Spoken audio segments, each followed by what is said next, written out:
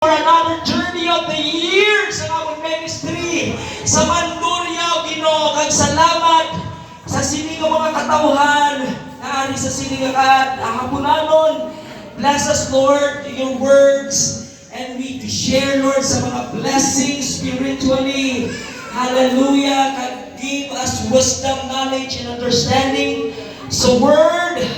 Oh God, hallelujah. Kag even, oh God, right now, sa mga kapatiran, and even, Lord, sa mga katauhan, sa sinisalamat sa ilang oras.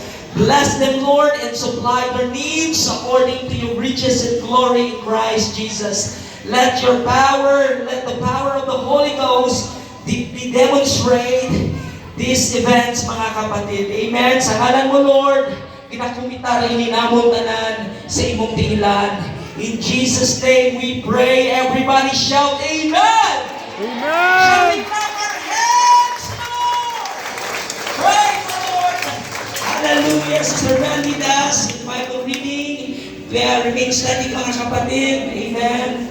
Hallelujah! And then Sister Bel will magaling sa aton sa Bible reading and devotional mga kapatid.